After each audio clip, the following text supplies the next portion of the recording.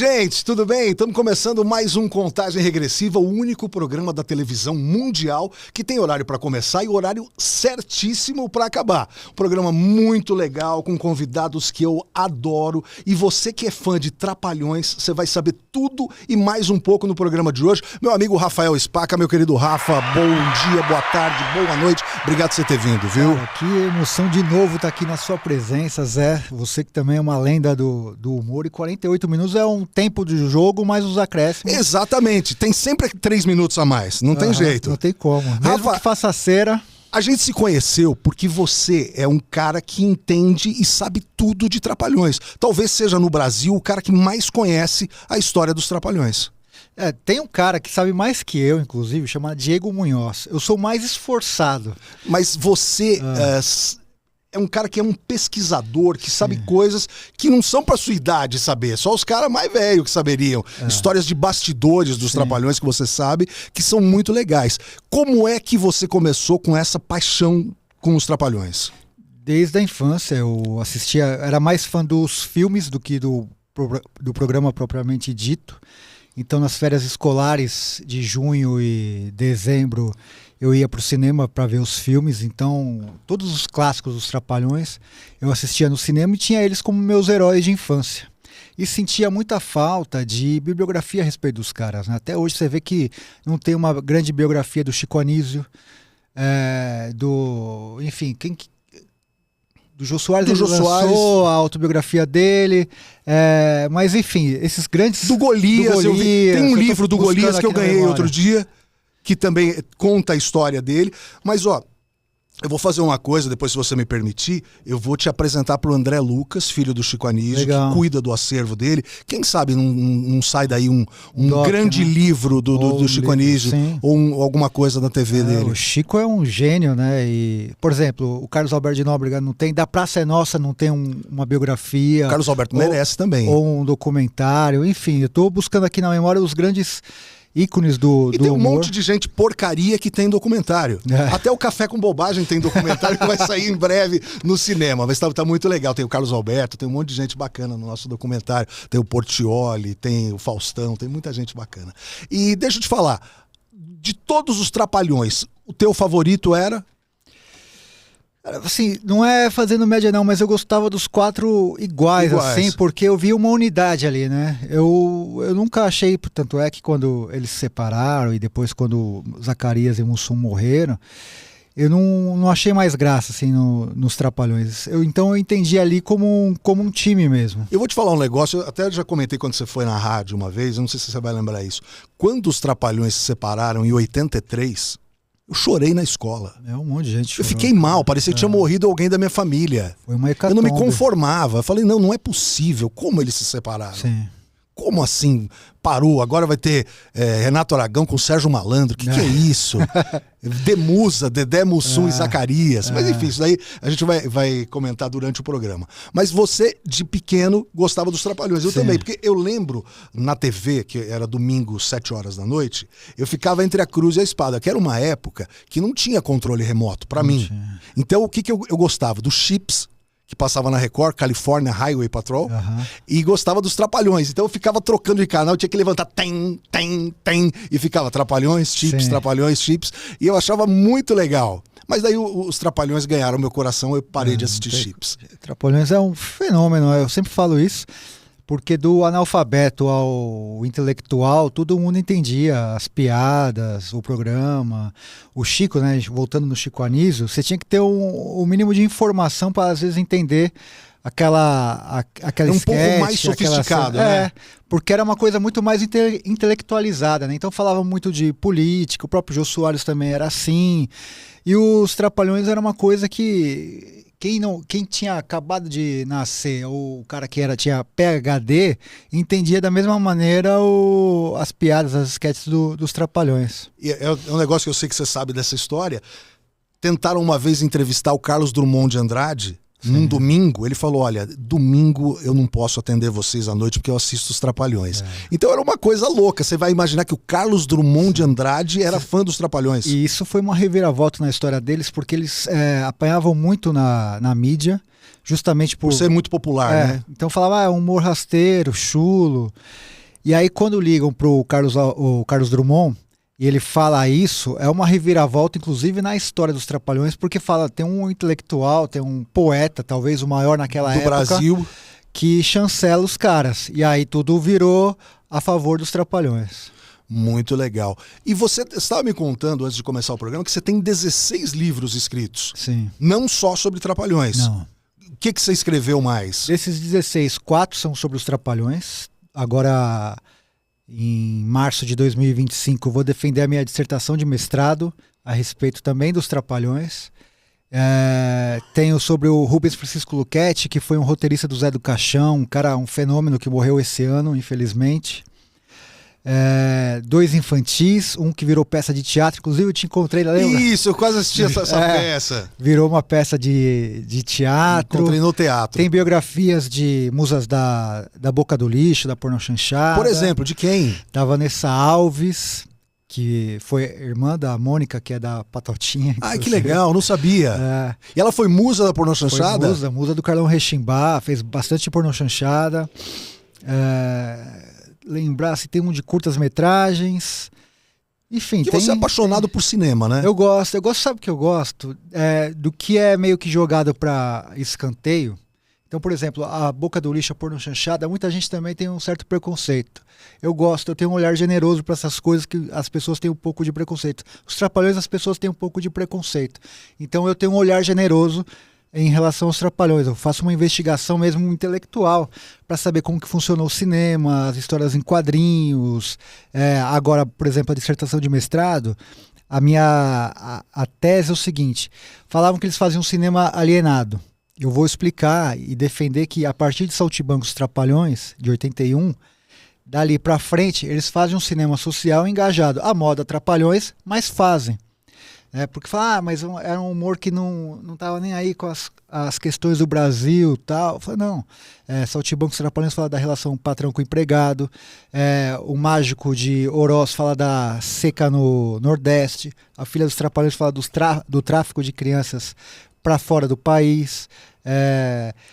Os Heróis Trapalhões falam do desmatamento na Amazônia. Enfim, tem uma série de coisas. Tinha sempre tema, só que assim, abordado da maneira deles. Da maneira deles, mas não tinha, assim, em algum momento tem uma crítica ao momento. Serra Pelada, por exemplo, fala da exploração do garimpo, do trabalho quase escravocrata daquele processo todo de mineração.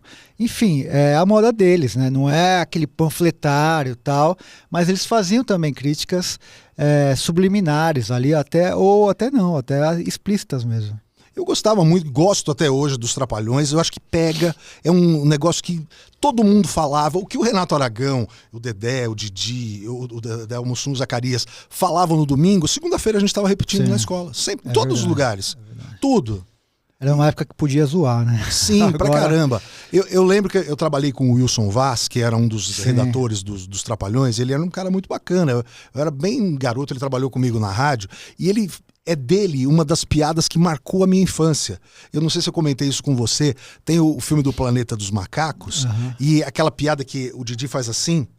Fala, o que é isso? É pelo contrário, Piscite. Essa piada é do Wilson Vaz. E eu adorava. Quando ele falou, eu quase chorei, porque era um negócio que a gente brincava. Ficava, pelo contrário, essas coisas. O que o Didi falava no domingo, a gente repetia na segunda-feira. Pedalando com a calóia, poupança nunca dói. Essas coisas assim. Tudo isso pegava. Eles tiveram uma coisa que assim pouca gente conseguiu na televisão brasileira, que foram 3 gerações de brasileiros, no mínimo, que os caras conseguiram pegar. Influenciaram. Então são milhões de brasileiros que tiveram essa experiência que você teve de assistir no domingo e ir na escola e brincar e repercutir. O próprio filme era uma expectativa também para quem estava na escola. O que vai ter nas nossas férias pra gente assistir, né? Exatamente. Qual que é o filme dos Trapalhões que vai ser lançado, tal. Eu acho que adulto eu continuei vendo os filmes dos Trapalhões. Sim. É um barato, cara. Eu gosto muito. Eu eu vejo assim uma fotografia do Brasil, daquele momento histórico. São coisas, os caras movimentaram o cinema e sustentaram muito o cinema brasileiro, porque o que eles faziam e produziam se refletia no que os outros cineastas faziam, e porque muito da verba que ele arrecadava no cinema ia para outros cineastas. Então os caras movimentaram o cinema nacional por décadas. Eu não sei se você tem um número, acho que até você me falou uma vez, os Trapalhões estão entre as maiores bilheterias do Brasil, Sim. de filmes nacionais. E eu ouvi em algum lugar que eles movimentaram mais de 130 milhões de dólares. Pode ser esse número mesmo? Possivelmente, porque naquela época ainda, se o filme que eu digo hoje, você manda pela nuvem e tal, o cara exibe lá no interior de São Paulo. Antigamente você tinha que levar aquele latão de 35mm. E tinha que ficar uma pessoa vendo o bilhete lá. Mas não tinha sempre, eles não conseguiam levar fiscal para todo o interior do Brasil. Então tinha cara que era dono do cinema, falava, essa sessão deu 10 pessoas, mas tinha lotado. 440. Então, extraoficialmente é por aí ou até mais que os caras conseguiram movimentar naquele período. Como que você vai fiscalizar um filme no interior do Pará? Quem falava que mandava fiscais era o Mazzaropi, que ele mandava em todas as sessões, tinha um garoto lá para falar, porque eles faziam assim, era uma porcentagem, metade pro dono do filme, metade pro dono do cinema, onde muita gente ganhou dinheiro nessa época, né? Hoje é totalmente diferente, é eletrônico, é porcentagem, é na nuvem, te manda um WhatsApp, o mundo não era assim não. Tem fotos do Rafael Spaca muito legais aqui pra gente ver? Quem é esse aqui, Rafael? Esse é o Luquete que eu falei, o roteirista do Zé do Caixão. É uma figura singular, infelizmente nos deixou esse ano. Escreveu mais de 1.500 livros. Foi o cara que deu o conceito para o personagem do Zé do Caixão. O Zé do Caixão era um assassino frio.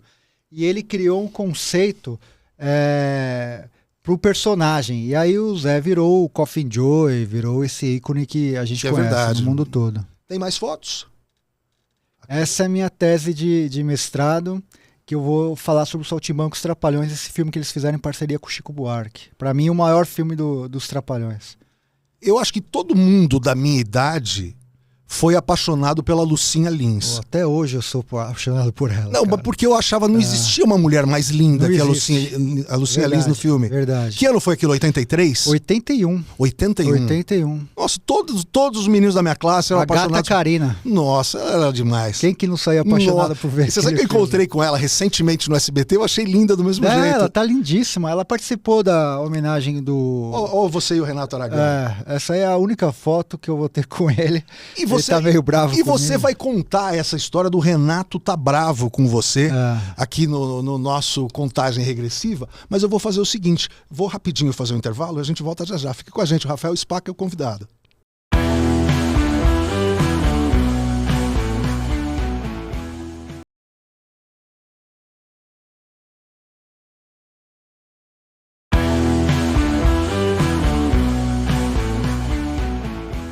Estamos de volta, Rafael Spaca, o cara que mais entende de Trapalhões no Brasil, eu acho. Qualquer coisa que você perguntar, ele sabe. 4 livros a respeito dos Trapalhões. Aliás, tem um livro que você pediu para eu fazer o prefácio. Quando sai esse livro? Vai sair em 2025. Por favor. Esse livro, você me deu a honra de escrever o prefácio. Tava bom, hein? Tava. Eu gostei. Não, tanto é que tá no prefácio. Eu só não coloco na capa porque tem que ter uma ilustração. Não, imagina.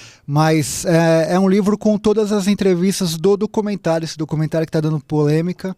Eu vou publicar na íntegra as entrevistas do documentário, contando toda essa história dos Trapalhões. Muito. E você teve problemas para fazer esse documentário? Tava tudo certo e de repente não tava mais? Não, acontece o seguinte, cinema é muito difícil. Eu falo que esse é o documentário mais aguardado da história do cinema nacional, mais falado da história do cinema nacional. Porque você foi no Pânico, você foi em vários programas de TV, de rádio, falando, tava tudo certo e de repente parou. Porque a gente, assim, tô fazendo agora mais um corte para mandar para as distribuidoras e canais.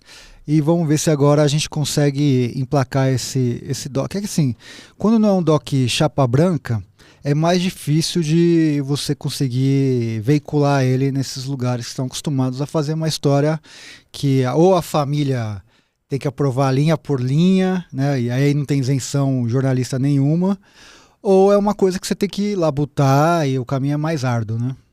E isso é um trabalho de anos da sua vida, né? Anos, eu tô desde 2018 nesse 6 documentário. anos. Fora o que eu pesquiso dos Trapalhões é desde 2010 por aí, então é coisa pra caramba. O que eu fico pensando é assim, até acho que você conhece o Paulo César de Araújo, Sim, que fez é uma a biografia referência pra mim. do Roberto Carlos, que aliás eu adoro, eu Sim. não entendi até hoje porque que o Roberto ficou chateado. Eu nunca vi alguém ser tão elogiado num livro e o Roberto ficou chateado, não sei se é porque ele Fala queria do ganhar, acidente, não, porque fala do acidente, que todo mundo sabe. que ele já falou pra Glória Maria isso. Exatamente. Então é engraçado que o cara só elogiou o Roberto Carlos da primeira à E última mandaram linha. queimar os livros do 10 cara. mil livros, né? Eu tô relendo Absurdo.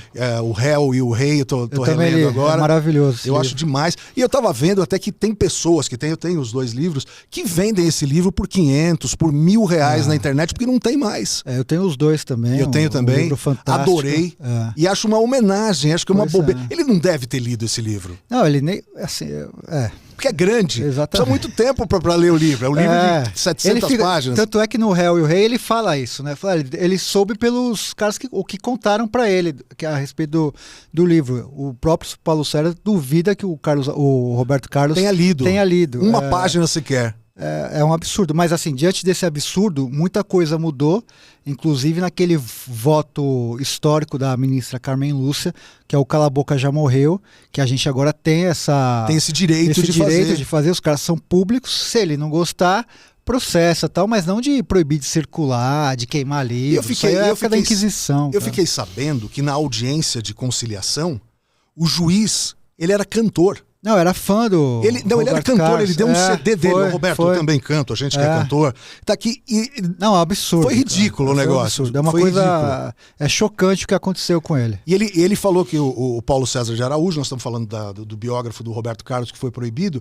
Ele, na audiência de conciliação, ele falou: não, se o problema é o dinheiro, o que eu iria ganhar eu dou para o Roberto Carlos. É que eu quero que essa obra permaneça, porque são anos de trabalho da minha vida. E aí, foi um cara que decidiu fazer também justamente por isso. Ele falou, caramba, o Roberto Carlos não tem uma biografia. Exato. Então ele decidiu fazer. São coisas assim que o artista tem que valorizar um cara desse, entendeu? Pra que se caramba. dedica, que valoriza. Por quê? São esses caras com livro, com tudo mais, assim, você pode gostar do Roberto Carlos. Quando você lê o livro, você passa a gostar ainda mais do Roberto Carlos. Que é um cara sensacional. Presta um puta serviço, entendeu? E o cara, o Roberto Carlos, tem uma ideia tacanha de falar, eu vou proibir uma coisa dessa, assim como o Renato Aragão, entre outros artistas que não deixam. Vai até a página 5, né? Você vê agora vídeo o caso do Senna, que a família teve que aprovar linha por linha o roteiro da série, é uma coisa absurda. A gente vai falar que esse papo de biografia é uma coisa que eu adoro, eu só leio biografia. Eu adoro todas também. que você falar eu já li.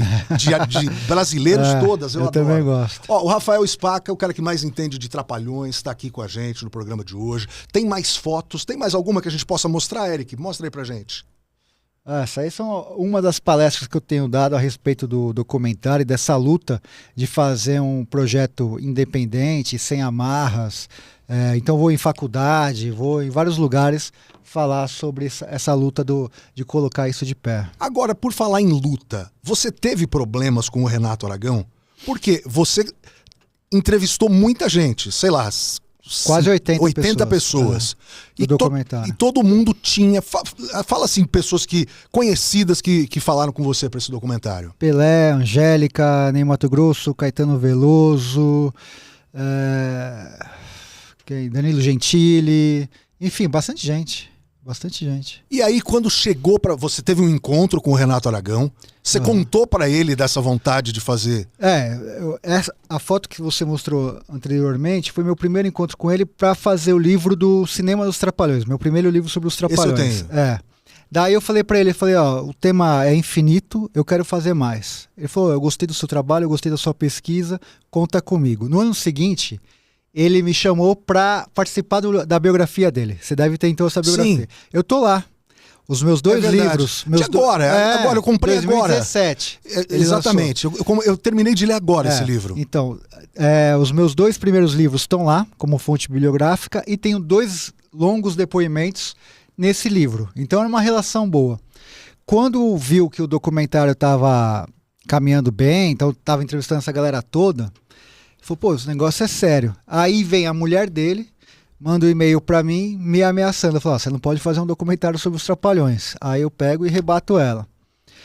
E aí daí ela pega e chama o advogado dele pra me ameaçar. Daí eu vou lá e peito o advogado. Daí eles recuaram e não me encheram mais o saco até agora. Mas de bobeira. E você acha que o que pegou também é a mesma coisa do Paulo César? Dinheiro? Eu acho que é medo. Eles acham que você vai ficar trilhardário fazendo um... Não, acho que nem é isso. Eu acho que é vaidade. Eu acho que tem uma questão de medo do que vai ser dito, sabe? De controlar a pauta, o que vai ser falado. Só histórias lindas. Fala, não, o que você vai contar? Porque assim, só você sabe, que eu digo só você, o Renato, né? Quais são os seus esqueletos no armário. Sim. Então, o medo de o que você vai falar? Até onde você vai? Por isso que o advogado dele me pediu todas as gravações. Eu falei, não vou te dar.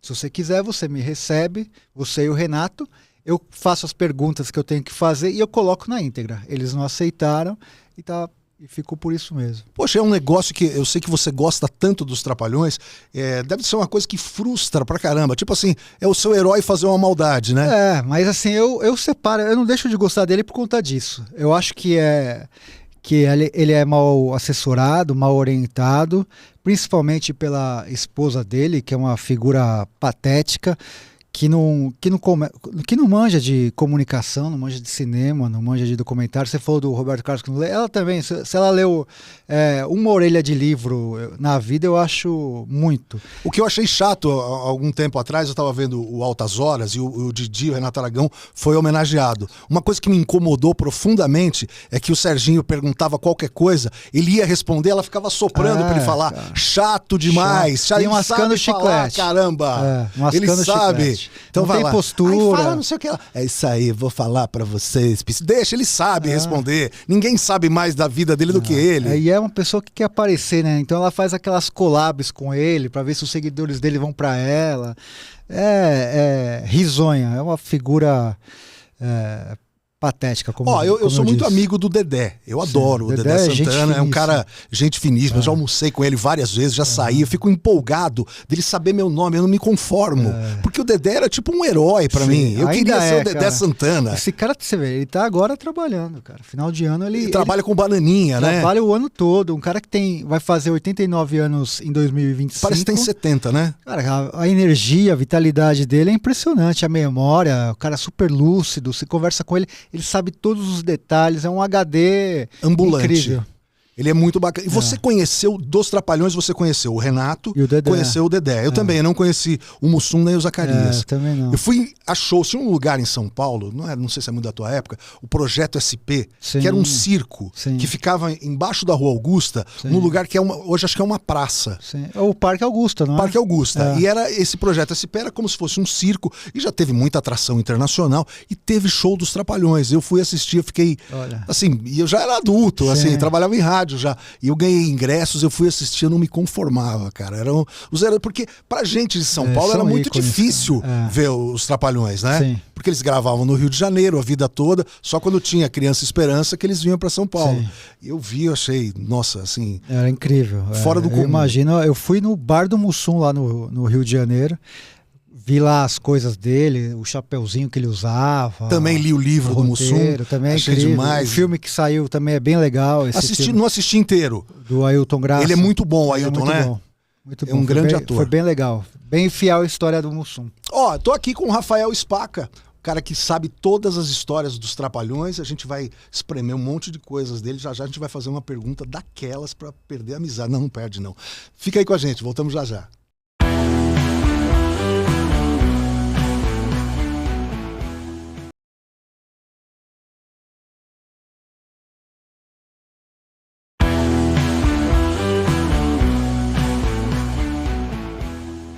Estamos aqui de volta com o nosso Contagem Regressiva, o único programa que tem hora marcada para acabar. Tem bastante tempo ainda, tem mais 24 minutos para acabar, 23 minutos e pouquinho. E a gente tem muita coisa para perguntar para o Rafael.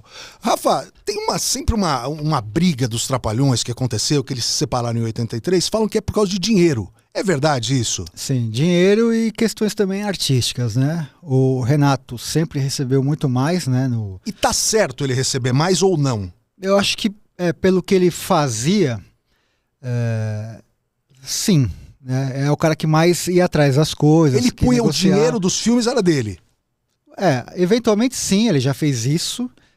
Mas também tinha muito financiamento, tinha apoios, tinha patrocínios, tinha Embratur, tinha Embrafilme, tinha um monte de lugar. Mas enfim, era o cara que mais trabalhava. E ganhava muito mais por isso. Muito. Só que assim, ele ganhava muito mais, né? Como eu disse, não sei se para você também se tinha essa mesma percepção. Para mim eram os 4. Sim. Né? O próprio Renato fala que não sabia fazer humor sozinho. Então, quando ele chega na Globo, ele já chega quando ele assina com a Globo, ele já assina com um salário muito maior que os outros 3. Que eu acho que já era uma coisa, já que é um elenco, já que é uma unidade. Tinha que ser o mesmo salário. Ou parecido, mas era bem distante. No cinema, isso era uma coisa ainda mais absurda. Mas o que era? Era 80% para ele e 20%? Ainda. Mais do que 80%? Bem mais. Então você vê que era uma coisa humilhante. Humilhante. Tanto é que eles se separam justamente por isso. Porque quando sai a reportagem na revista Veja, em julho de 83... Que ele era dono da Granja Comari, né? Tá lá, ele comprou a Granja Comari, abrindo a produtora dele, a RA Produções, mostrando todo aquele patrimônio. Os caras abrem a revista, isso tá no filme do Mussum. Aliás, isso que eu falo, isso aqui eu falei e tá no filme. Eles abrem a revista da Veja... E aí tem uma rebelião. Que tá ele estourando um negócio branco, assim, ele entrando, né? O grande palhaço do Brasil. Os outros 3 são citados numa linha só. Assim, pela reportagem, os outros 3 eram... Escada, não era porcaria nenhuma. Super secundários. E aí tem uma rebelião. O cara que mais fica revoltado é o Mussum. No filme fala que foi o Dedé, mas na verdade foi o Mussum. Que fala, olha isso aqui. E aí tem um movimento, fala, a gente vai... se separar. Ele fica sabendo. Só que ele não quer tomar o pé na bunda. Então ele marca uma entrevista coletiva no Teatro Fênix, onde era gravado o programa Os Trapalhões. Naquela época não tinha Estúdios Globo, Projac, essas coisas. E aí os 3 vão, ele fala, a gente está se separando. Sem eles saberem. Sem eles saberem. Eles queriam, mas ele não quis, o Renato não quis. Levar o pé na bunda, ele quis dar o pé na bunda dos caras. Entendeu? Pelo orgulho, por uma série de coisas. E aí ele faz lá o Arca de Noé.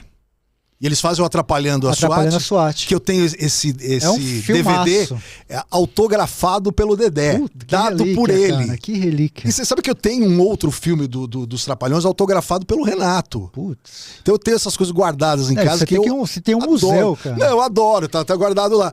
E esse filme eu adorava. Não, é muito bom. Eu adorava. Eles gastaram uma puta grana, eles alugaram helicóptero, fizeram investimento pra provar pro Renato. Que eles podiam fazer. Que eles podiam fazer um puta filme que não precisava dele. E o Renato que era também. Demusa, né? Dedé, Mussum e Zacarias. Só que assim, eles gastaram mais do que eles podiam. Deu prejuízo esse filme? Eles não tinham o que o Renato tem, que é saber de administrar, tal. Segurar o dinheiro. Tanto é que eles ficaram trabalhando um bom tempo na Globo pagando as dívidas, né? E esse filme foi sensacional. O do Renato acho que teve mais pagantes do que o dele. Mas a diferença mínima...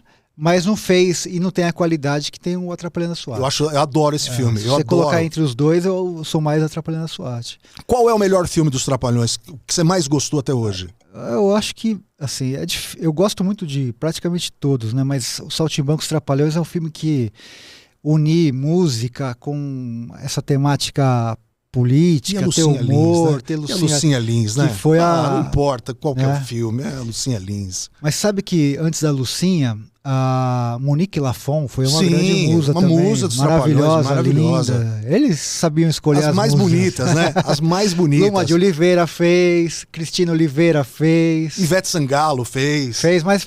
Sim, mas esse que eu lembrei agora também. Mas você sabe que quando Os bordões do Renato Aragão, eles pegavam todos. Até recente, quando meu filho grande era pequeno, tinha um negócio que as crianças falavam na escola, que era aquele oh boy. Sim. Que era um negócio que ele fazia só no cinema, e pegava. Então os bordões, ele era um cara que tinha muita facilidade de bordões, né? Muita facilidade de bordões. É genial. E você, além dos Trapalhões, você gosta de assuntos relacionados à TV. Você estava me falando também do Ayrton Senna. Tem muita coisa de TV que você acompanha e de biografias que você acompanha, né? Sim. É porque assim, eu gosto, porque quase tudo é contemporâneo aos Trapalhões, né? Então assim, o que a gente tem na infância, a gente guarda uma coisa para sempre. A nossa cabeça está muito limpa, né, para guardar essas informações. Então, por exemplo, eu vi a primeira vez que saiu o documentário da Xuxa, aquela série na Globoplay. Sim. Eu assisti e não gostei.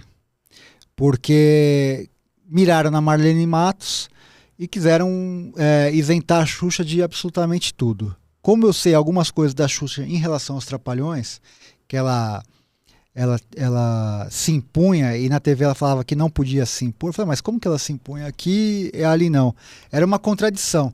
Mas eu fiquei quieto. Quando saiu essa série das Paquitas... Que, aliás, você falou que a ideia não foi dela, né? Não foi dela. Ela roubou uma ideia de uma cineasta que tem uma história muito parecida comigo, que era fã da Xuxa e das Paquitas. Ela começou a gravar por conta própria. Quando chega no ouvido da Xuxa, aí a Xuxa falou, não vai fazer com ela, vamos fazer nós. Entendi. E aí ela começou a capitalizar. Aí a ideia dela de puxar o tapete da Joana foi justamente isso. A Joana é a cineasta. Joana de Carso.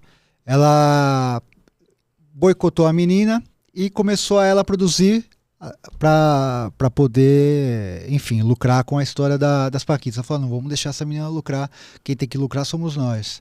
E aí puxou o tapete dela. É engraçado que eu assisti o documentário da Xuxa, assisti o das Paquitas, e todo mundo tenta destruir a Marlene Matos. E aí não foi o que aconteceu. Teve muita gente que ficou ao lado da Marlene. O pessoal já não é mais besta, cara, sabe? Não dá mais para manipular. Eu acho que a sociedade evoluiu, tá muito mais informada, tá muito mais crítica. E quando você vê um filme que já tem um viés ali para destruir uma pessoa, o público se revolta, porque não foi isento e não foi imparcial. Foi uma coisa que falou assim, a gente precisa encontrar uma vilã no filme. É a Marlene. É ela. Então, assim, tudo que aconteceu de errado era com a Marlene. Sendo que a Marlene foi a pessoa que fez a coisa acontecer. A Xuxa era uma modelo que virou apresentadora na Manchete, e depois, na Manchete, ela fez muito sucesso, e por isso que ela foi contratada na Globo, né? Mas assim, ela teve a ajuda de Pelé, teve a ajuda da Marlene Matos. A Marlene, ela era, naquele meio, a gente está falando do Brasil dos anos 80, que era machista, muito mais do que hoje, homofóbico. Então ela é uma mulher lésbica, nordestina, negra. Cara, ela tinha que se impor de algum jeito. E aquilo que ela fazia era chancelado pela direção da Globo. Você não pode tomar todas essas... Tudo pra ela, entendeu? Assim, o que aconteceu com a Xuxa, esse fenômeno... Porque a Xuxa é incrível. Ela, na minha opinião, não sabe cantar. Vendeu um monte de disco. Não é uma boa apresentadora. Ficou muito tempo no ar. Não gostava de criança. Os filmes também não era boa atriz. Cara, esse fenômeno foi construído muito em razão do que a Marlene Matos conseguiu fazer com ela, entendeu? Como que você consegue transformar uma pessoa que sem vários dons num fenômeno de comunicação? Em tudo. Agora, eu não cara. sei se você concorda. Eu tenho uma teoria besta que quem é muito grande em qualquer área, artística, esportiva, política, quem é o bambambam da vez, nunca é bonzinho. Sim. Porque quem é bonzinho não chega a lugar nenhum. E nesse meio de comunicação da televisão, cara. A pessoa que chega é aquela que não tem dó de pisar na cabeça dos outros. Essa não tem, não, tá tudo bem. Mas tem que pisar na cabeça desse cara. Opa, é agora, é comigo. Sim. Então eu não sei se a Xuxa... Ai, nossa, eu não sei o que está acontecendo. Nossa, ela fez isso com as Paquitas, eu nem imaginava. Assim, ela era a Xuxa. Você acha que se ela chegasse naquela época e falasse assim, ô Boni, Manda ela embora que eu não quero trabalhar com ela. Você acha que o Boni não ia afastar ela? Com toda certeza, com toda certeza. Então, E mas ela reclama. As pessoas falam muita coisa da relação entre a Xuxa e a Marlene, falam muitas coisas, né? Tem um monte de coisa, inclusive até que elas tiveram Exato, um caso, isso é o que eu mais ouço. Enfim, são coisas que ela atrapalhou o namoro dela com o Senna. Com o Senna, então... Esse namoro, por exemplo, era um namoro de marketing. Você acha que não existiu? Não, existiu, assim, era uma coisa pra... Isso, eu, assim, não sou especialista no tema... Essa é a Sônia Abrão. Senna e tal. Mas o que muita gente diz é assim, o Senna gostava de aparecer, de mídia, era um cara que sempre... de holofotes, e era uma coisa meio... E a Xuxa era um fenômeno de comunicação. Então, um precisava do outro, né? Isso foi bom para os dois. Quando aí não dá certo o namoro, enfim, por uma série de razões, ele começa a namorar a Galisteu. Quando ele falece, quem era bom aparecer? A Galisteu.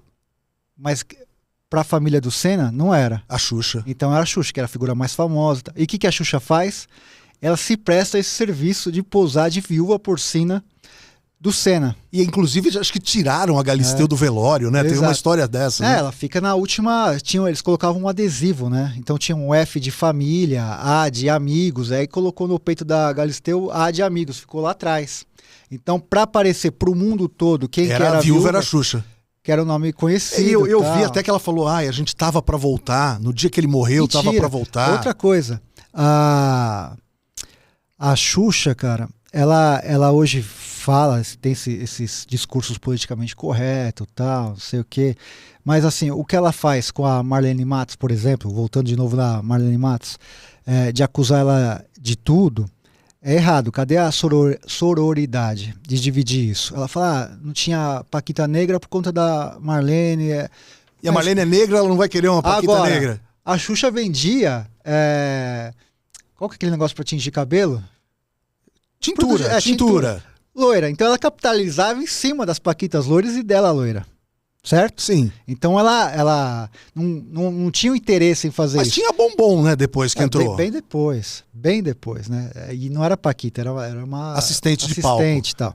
Que era uma das mais bonitas, eu acho. Então não tinha a paquita gorda, não tinha uma série de coisas. Por isso que eu não pude ser paquita. Ah, não, desculpa. Não. Aí em relação a Galisteu, é furar olho. Sim. Né? É furar olho. Porque mulher é muito competitiva. Você já reparou? Pra que fazer isso? Porque então, a Adriane é muito bonita também. A família do Senna convidar ela pra fazer isso, tá no papel. Ela aceitar, você tem que questionar. Eu vi que nesse documentário do Senna que tá na Netflix, a Xuxa aparece por 16 minutos e a Galisteu por 2. É um absurdo. Por 2 minutos. Então, e é uma série fantástica, com uma puta fotografia, levantamento produção histórico, linda, é demais, tal. É demais. Mas acontece o seguinte, cara, tudo isso foi jogado no lixo por conta dessa história da Galisteu. Hoje falam mais dessa questão da Galisteu do que tudo que foi feito. Um monte de qualidade que tem essa série. Que falaram que foi gravada na Argentina e no Uruguai. E aí eles colocam o chroma key das outras pistas, mas ficou perfeito, Ficou perfeito, mas por eles terem se prostituído, nesse sentido de só se fala a na família aprovar linha por linha do roteiro, tudo que foi feito de incrível e fantástico nessa série ficou em segundo plano, por quê? O tema é a Galisteu. E falaram que também sumiu um amigo gay do Ayrton Senna. Sim, também. Aí eu te falo o seguinte, se eu sou a Netflix, eu falo assim, o roteiro tem que fazer. Se a família fala assim, não, eu tenho que aprovar, eu falo assim, então dane-se. Não faz. Não faço, entendeu? Porque eu vou gastar uma puta grana, lá na frente vão me perguntar da Galisteu, né, e desse amigo. E não é criticando, é só uma coisa que não tem nada a ver, mas tem tudo a ver. Eu tenho uns amigos, você sabe que eu gosto de fliperama, eu tenho um amigo que ele quis fazer uma máquina de fliperama homenageando a Ayrton Senna. Ele me pediu, eu que fiz a locução da máquina de fliperama, sem ganhar absolutamente nada, eu fiz. Tava tudo certo, a máquina maravilhosa para jogar. Uma máquina, sei lá, custa 50 mil reais. Ele falou, vamos fazer essa máquina de 50 mil reais? Por que não fez? Que o Instituto Ayrton Senna queria 40 mil de royalties. Então assim, impossível, é sem fins lucrativos. Tá? E é um instituto que você não vê uma criança que é ajudada pelo instituto. Bom, aí eu também já não sei. O Instituto o Rafael Spaca é o cara que sabe tudo dos Trapalhões, sabe do Senna também, sabe da Xuxa, sabe de tudo. E eu sei que preciso dar uma paradinha e a gente volta em um minutinho com o nosso Contagem Regressiva.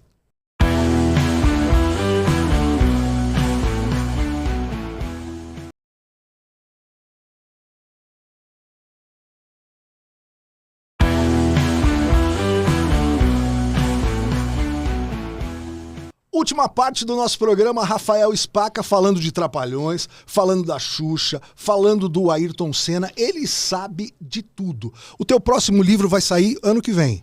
Vai sair ano que vem. Que se chama... Tem vários, cara. Eu vou lançar 2 da Boca do Lixo. Uhum. A Boca do Lixo, o Davi Cardoso era da Boca também, do Lixo. Davi Cardoso. Meu amigão. Só que é um livro chamado Dossiê Musas da Boca. Eu tô fazendo uma homenagem a mais de 80 Fale grandes... algumas conhecidas. Cara, Matilde Mastrange. Apaixonado. Nicole Puzzi. Adoro. Zilda Maio. Adoro. Ela tá em Araraquara, né? Adoro a Zilda Maio. Vanessa Alves, Zaira Bueno. Zaira Bueno, linda, ela mora nos Estados Unidos, né? Olhão claro. Você sabe tudo, Não, cara. adoro. Eu sou anos 80 total. Zélia Diniz. Zélia Diniz também. Zélia Diniz foi casada com o Arlindo Barreto Bozo. Sim. Ela tá naquele filme lá, o... Do palhaço Bingo, que é o do Palhaço Bozo. Que a Aline Moraes faz ela no... É muito legal. Enfim, ela foi a eu vou querer esse livro. Moça do Silvio eu Santos. Vou querer esse Você livro. Vai no lançamento. Opa, com toda certeza. Que legal essa história de 80 musas, né? 80 musas. Tem muita mulher bonita dos anos 80, muitas mulheres espetaculares, grandes atrizes que viraram. Eu vou das novela. atrizes da porno chanchada até as atrizes do sexo explícito na Boca do Lixo. O outro livro é sobre o sexo explícito na Boca do Lixo, porque as pessoas... Pouca gente sabe que depois que acabou a porno chanchada, na época que estava já no final da ditadura, antes da chegada do videocassete, a Boca do Lixo começou a produzir filmes de sexo explícito. Sai essa leva de Nicole Puzzi, Matilde Mastrange, e aí virou entra uma outra leva de atrizes que topou fazer sexo explícito em filmes de 35mm e que eram exibidos em salas de cinemas convencionais. Então... Que depois que passava esse filme, você não queria ir na outra sessão. Só se dedetizasse e lavasse o cinema, né? Era um negócio complicado. Que eu acho que assim, o mundo mudou, porque hoje não tem muito esses filmes de sexo explícito, mas tem essas plataformas de conteúdo adulto, né? Que você pega e você paga R$40, R$50. Mas naquela época, você vê o que eu tô falando, você comprava o ingresso, pra ir o ao filme cinema. era produzido em 35mm, tinha cartaz... Sessão dupla. Cartaz dos filmes de sexo explícito ali na São João, na Ipiranga, Cine principalmente Comodoro, ali na Cinelândia Paulistana, e os caras iam assistir essas atrizes. Acabou por conta da epidemia da AIDS e depois com a chegada do videocassete. E as coisas acabam que nem... locadora de filmes. Você lembra? A nossa alegria qual era? Era ir na sexta-feira pegar o filme pra devolver na segunda, né? Devolver rebobinado. Rebobinado, que senão era 50 centavos, né? Tinha uma multa. E era maravilhoso isso. Você sabe a história da Netflix? Que o cara da Netflix, que criou a Netflix, ele teve a ideia e ele foi falar com o presidente da Blockbuster. Ele falou assim, olha, eu queria sugerir para vocês entrarem como sócios da Netflix, vai ser um negócio muito legal, a gente vai ganhar muito dinheiro. O cara, que era o presidente mundial da Blockbuster, riu da cara do cara da Netflix, falou, isso aqui não vai chegar a lugar nenhum, nós temos milhares de lojas espalhadas no mundo, isso não vai virar nada. Passaram-se 6 meses, a Netflix explodiu. Sim. E esse cara foi mandado embora sumariamente da Blockbuster, que acabou, não existe mais, né? E a Netflix é demais, né? Tem ainda um pessoal que gosta de alugar, mas é uma locadora em São Paulo. Sim, mas quem tem DVD, eu tenho videocassete até hoje. Mas assim, tem aquelas fitas. É que tem muitos filmes ainda, você vê, a gente tá falando aqui dos Trapalhões, ainda não tá no streaming. Né? Você tem que assistir no DVD. São quantos filmes dos Trapalhões? Mais de 30. Eu não sei o número exato, mas é uma coisa que, por exemplo, o Renato tinha que providenciar urgentemente. Para digitalizar e fazer tudo isso. E o Renato, ele era dono da Renato Aragão Produções, que depois virou da Record. A Record comprou dele. Acho que até hoje é da Record, né? Onde eles fazem as novelas, sim, né? Lá no que é um Rio. estúdio gigante depois da Barra da Tijuca ali, isso, né? Jacarepaguá ali, né? Que acho que o Renato comprou quando não era nada e não hoje era nada, era é um lugar super valorizado. Você sabe né? que muitos filmes dos Trapalhões foram feitos ali na Barra da Tijuca. Que não tinha nada. Eram dunas e tal. Então aqueles filmes que parece que ele tá no deserto, tudo foi feito ali. Que loucura isso, né? Que loucura. E você depois chegou a conversar com o Dedé a respeito da tua biografia, a respeito do teu documentário, e qual foi a reação dele? Cara, eu amo o Dedé. Mas assim, é uma relação que vai e volta, né? Às vezes ele tá bravo comigo, às vezes ele gosta. Eu fui assistir ele agora no circo, comprei o ingresso ali na primeira fileira, né? Ele te viu? Ele me viu, ele cumprimentou. Daí o cara no intervalo falou assim, quem comprar o livro do Dedé vai ver ele no camarim. Eu já tinha um livro, mas eu comprei de novo. Comprou outro. Só pra ver, falei, Dedé, cara, eu gosto de você, cara, não sei o que. A gente tirou uma foto juntos mas assim, ele tem essa questão porque... Ele é amigo do Renato, o Renato acho que ajuda ele. A Lília não deixa ele se aproximar. Das pessoas. De mim. Ah, exato. O negócio é com você. E fizeram um trato pra não... Pra ninguém te ajudar. Romper comigo, É verdade que a Xuxa também não pôde te dar entrevista? Foi, ela consultou o Renato e o Renato não deixou. E aí ela ia dar entrevista, acabou não dando. Mas estava tudo certo para que ela falasse. Tava tudo certo. E tem mais fotos pra gente mostrar do Rafael Spaca, Eric? Então, essa aí, eu vou fazer agora uma série... Sobre o Zacarias. Que eu acho que é a figura mais complexa, mais intrigante do quarteto. Que é um grande ator, né? Um grande ator, o Zacarias cara magnífico, demais. Cheio de nuances. Ele é de um cara de rádio, né? Foi radiator, ele ganhou o prêmio de radiator. E ele era casado com uma radioatriz que faleceu, acho que agora recentemente, né? Ele foi casado com a Selma Lopes, que é a dubladora da Margin Simpson. Que acho que ela faleceu. Ela tá viva. Tá viva ainda. Mas namorou a Valesca, que é uma cantora de Valesca, Foz. exatamente. Você lembra da Valesca? Sim. Ele namorou a Valesca, cara. E aí tem muito essa história que ele namorou homens e mulheres, né? Sim, ele era bissexual. Que era uma coisa moderna para a época, né? Sim. E as pessoas não falavam muito isso. E falam que o Zacarias morreu por causa disso, né? Ele morreu de AIDS, isso é E verdade. não se contava, era uma coisa que era assim, era muito escondido é um tabu. Isso. Eu comecei a falar isso abertamente. E aí, agora em maio, a Madonna fez show no Brasil. E mostrou as fotos, né? Colocou o Zacarias, quem colocou aquela foto lá foi você. Muito legal. Você sabe que no final do programa, a gente tem sempre uma pergunta que é para perder a amizade, Rafa, mas é uma pergunta, ó, de coração. E a pergunta que eu quero fazer para você é a seguinte.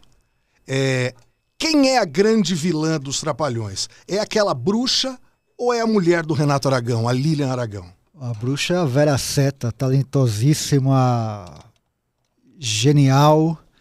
Não dá para comparar a Vera Seta com a Lilian, né? Eu vejo assim que hoje a vilã da história do Renato Aragão é a Lilian Aragão. Muito do que hoje tem, a má fama do Renato, vem junto com o casamento do Renato com a Lilian. Então essa história de Dr. Renato...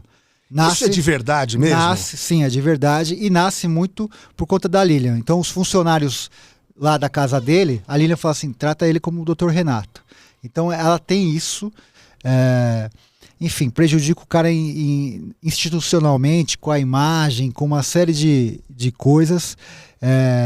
Fica lá como papagaio de pirata soprando as respostas, aquela coisa patética, mascando chiclete, enfim. Que o Renato teve um casamento de muitos anos com a Lilian, Marta, que era da cidade dele, né? E a Lilian era amante dele. Entendi. Então ela foi amante por um bom tempo. Ela mente muito na imprensa, falando que o Renato abriu mão do patrimônio para viver uma história de amor com ela. Não Mentira. É bem assim, né? Mentira. Quem conhece não é bem assim a história, né? A Lilian é uma farsa, cara. Eu gosto de, quando ela fala na imprensa, eu desmenti ela.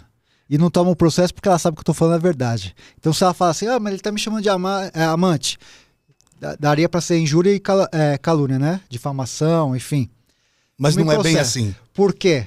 Tem o Dedé, Mussum e Zacarias chamando o Renato de Paulista. Era o apelido que os três tinham, porque ela ficava na plateia dos Trapalhões, na época que tinha a plateia, chamava ele de Paulista porque ela é de São Paulo, então brincava com esse negócio do amante. O Paulista tá aí. É Paulista.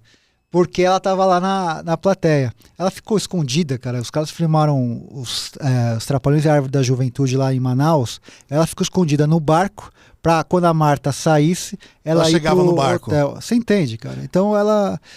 Não é essa fábula toda que ela conta. Rafael, obrigado pela tua presença. Gosto muito de você. Sucesso. Quando sair o teu livro, eu quero estar na estreia, no lançamento, que eu gosto muito das coisas que você faz. Cara, parabéns obrigado. por você fazer esse trabalho com os Trapalhões, que eu adoro. Nosso programa é o único que tem hora marcada. Você vê, a gente tem mais... O juiz já apitou. Então, o juiz já apitou e a gente volta semana que vem. Valeu. Um grande abraço. Valeu, gente. Semana que vem, mais um encontro com o nosso Contagem Regressiva, que é o único programa do mundo que acaba na hora certa. Valeu, gente.